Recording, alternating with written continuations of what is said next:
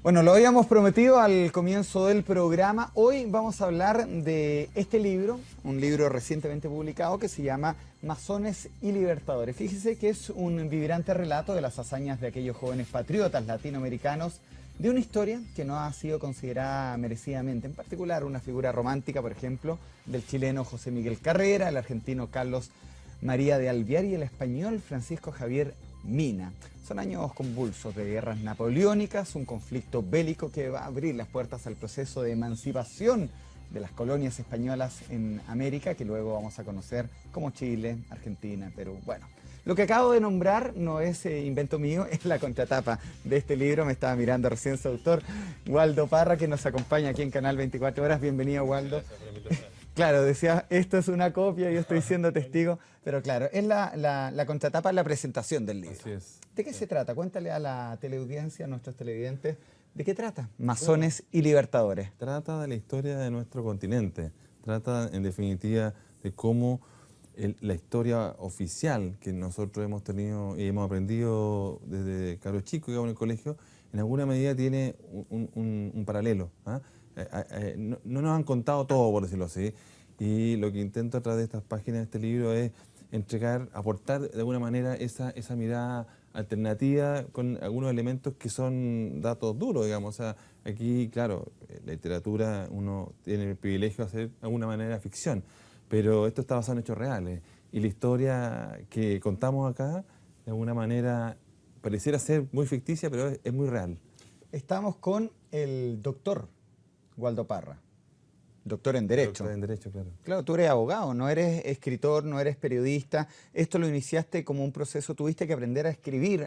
Leía en una entrevista mientras preparaba esta conversación, a escribir de forma temática. ¿Cómo fue ese proceso de un libro que es publicado en el año 2016, pero que tenía ya una historia previa, el 2010? Claro. Bueno, esto empieza en realidad hace más de 10 años atrás, cuando llega a mis manos el libro de Dan Brown, El Código Da Vinci, que yo creo que ha sido en alguna medida como el ideario, el tener a la vista, digamos, un libro que para El faro. muchos, claro, muchos autores que han escrito libros estos últimos años, en alguna medida ha sido como el referente.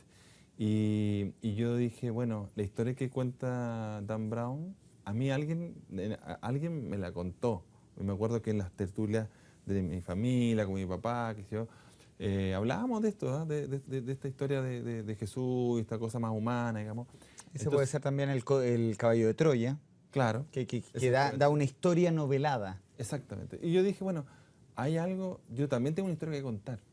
Y no me puede pasar que si no la escribo, seguramente otro la va a hacer, digamos. Entonces, fue un proceso de mucha creatividad, quizás empezando casi como un hobby, pero que terminó siendo un emprendimiento bien esforzado, porque, como dice el dicho, 10% creatividad, 90% de esfuerzo, en ¿Y por qué definitiva. este libro vuelve a lanzarse en el 2016? ¿Y cuál es la influencia que tiene Francisco Ortega, que Claro, también ha estado conversando claro. justamente en esta misma silla, Es una hablando anécdota. de su libro Logia? Sí, una anécdota que ya la he contado, en definitiva, Pero nunca... siempre hay una primera vez que alguien lo escucha. Claro, yo creo que en alguna medida está el esfuerzo personal de haber seguido adelante. Esto se inició como un proyecto en donde yo hice mi contribución personal, busqué una editorial que me apoyara, y después, paso a paso, en alguna medida fui proyectándome y pensando, esto tiene que ser mejor, tiene que mejorar, hay que buscar un paso más adelante. Por lo tanto, el año pasado yo recuerdo que, como en esta fecha más o menos, a través de un amigo, pude hacer llegar un ejemplar de ese libro original a Pancho.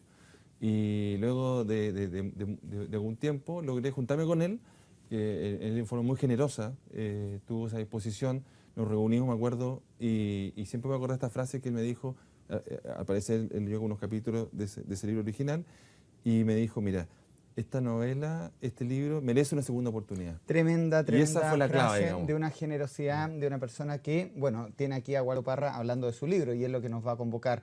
Un libro que fue variando por esta segunda oportunidad que hablaba recién, un libro que fue variando en varios aspectos. De hecho, Sí. el nombre era Reyes y Libertadores. Exactamente. Termina siendo Masones y Libertadores. Claro. ¿Por qué este giro? Bueno, es colocar en el nombre el elemento... Pregunta que está haciendo Cristian Arévalo, también hay que decirlo, a través de Twitter estamos en directo. Claro, es en el fondo colocar en el nombre el aspecto más sustantivo de la novela, de una manera para orientar más al lector y para ser más atractivo también. Es que eran todos masones en esa época. No sé si eran todos masones, pero la masonería, habían sí, logias. por supuesto, quizás la logia más importante es la Gran Logia Unida de Londres, Claro. que en definitiva es la que está detrás de todo este proyecto de independencia de los territorios españoles en América. Recuerda que la gran disputa que había en esa época era entre Gran Bretaña y Francia, ¿no es cierto?, en las guerras napoleónicas que estaban en pleno auge, y Estados Unidos era un país nuevo, digamos, que no tenía ninguna preponderancia en ese momento. Aún así, ellos fueron muy inteligentes en ir avanzando, pero es Inglaterra justamente la que se da cuenta de que España está, digamos, de bajada, digamos, de capa caída, y que era el momento de poder lograr, digamos, tener la influencia necesaria en esto. ¿Qué momento de la historia abarcas? ¿La logia lautarina, por ejemplo? Claro, yo he explicado que la logia lautarina, me han preguntado mucho si es masónica. La logia lautarina no es masónica, es una organización secreta, una organización política en definitiva. Es como la antesala de los partidos políticos. De alguna manera en esa época no se podía hacer de otra forma. Tenía que ser a escondidas, por decirlo así, secretamente, porque obviamente el Imperio Español no iba a dejar que se generaran estos procesos, digamos, que finalmente lo llevó a perder todos estos territorios. ¿Por qué a los masones, bueno, ellos antiguamente eran mucho más secretos que ahora se han abierto a la comunidad, a las sociedades, ya no es tan secreto, es una forma de vida que yo admiro mucho, pero ¿qué pasó con los masones después de la independencia y por qué no se les ha dado a los masones una importancia fundamental como lo fueron en la historia de Chile? Es una buena pregunta. Yo creo que justamente la naturaleza de esas organizaciones que permanecieron en alguna medida bajo, sobre la mesa, por decirlo así, hizo que en alguna medida su contribución no fuese bien apreciada. Yo creo que, como dices tú, ahora hay una época en donde la información fluye rápidamente, en donde las instituciones han tenido que mostrarse más abiertamente y la masonería no es la excepción. Pero yo creo que en esa época es una época en donde estas organizaciones tuvieron que hacerlo de esta forma. No había otra opción frente al poder, digamos, que tenía la monarquía. Recuerda que en esa época la monarquía era un sistema, digamos, que estaba plenamente vigente, a tal punto que Napoleón finalmente es derrotado por las monarquías europeas. Entonces nosotros podríamos haber sido una monarquía. Y ese es el gran debate, porque en definitiva, y lo decimos en algunas publicidades de este libro, José de San Martín, nuestro querido José de San Martín, no vino a libertar Chile, vino a conquistarlo. Y eso ya te hace cambiar mucho el esquema, digamos, de las cosas. O'Higgins no iba a ser nuestro director supremo, iba a ser San Martín. San Martín lo que pasa es que tenía otros intereses, digamos, entonces le dejó este gobierno a su querido amigo, digamos. Están llegando varias preguntas a medida que va la conversación fluyendo, empiezan a preguntar. Agradecemos a Gabriel Romo, que está también haciendo varios comentarios. Vamos a ir de a poco con tus preguntas, Gabriel. Mira, pregunta Marcos, ¿te gustaría que este libro fuera una película? Tengo entendido que bueno, por lo pronto es una trilogía. Sí, sí. Hicimos las tareas. Sí, en una trilogía. Espero que el próximo formato sea blanco con amarillo, digamos, y el segundo azul, de tal forma que sea una trilogía tricolor, digamos. Ah, perfecto. El subtítulo también va a cambiar. El subtítulo debería ser La venganza del imperio. Suena como el Star Wars, pero algo de eso es.